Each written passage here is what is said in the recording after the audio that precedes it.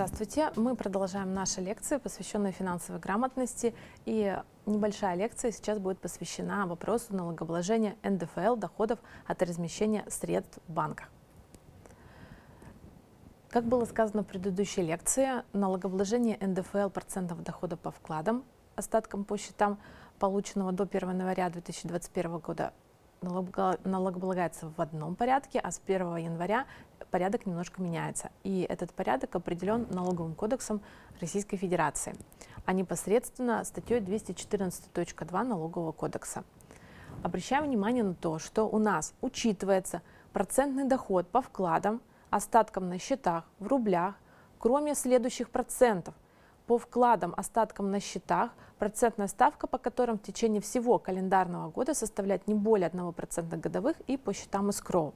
То есть, по сути, у нас доходы, процентные доходы по вкладам, если ставка по ним не превышает 1%, и если у нас средства лежат на счетах эскроу, они не облагаются налогом на доходы физических лиц.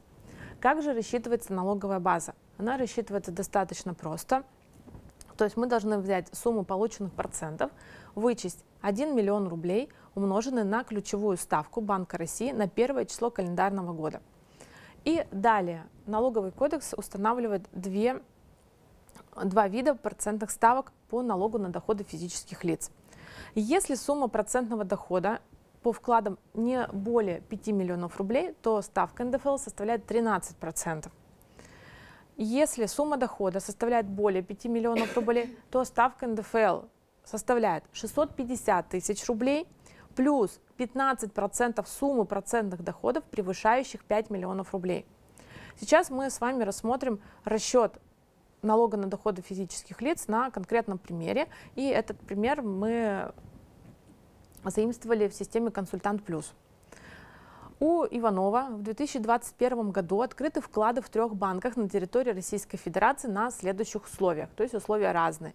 В банке А вклад на год на сумму 800 тысяч рублей под 7% годовых, в банке Б вклад на 270 дней на сумму 500 тысяч рублей под 6% годовых, в банке В вклад на год на сумму 400 тысяч рублей под 0,5% годовых.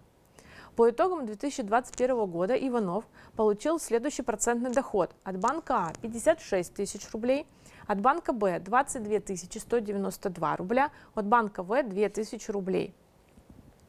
Как же мы рассчитываем налоговую базу, налоговую ставку и сумму, которая подлежит нам уплате по НДФЛ? Для целей налогообложения НДФЛ учитывается доход Иванова по вкладам в банках А и Б в сумме 78 192 рубля. То есть у нас по вкладу в банке В ставка составляет 0,5% годовых, и, соответственно, этот процентный доход не учитывается в целях налогообложения НДФЛ.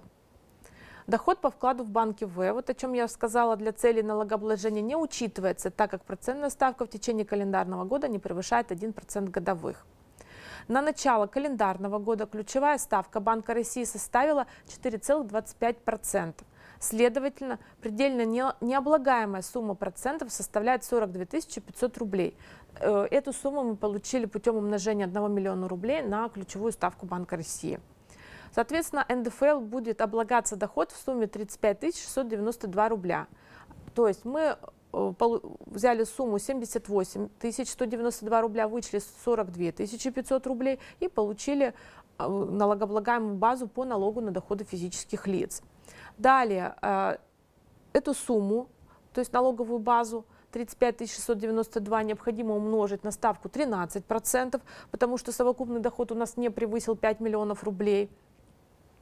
И мы получаем сумму налога на доходы физических лиц в размере 4640 рублей.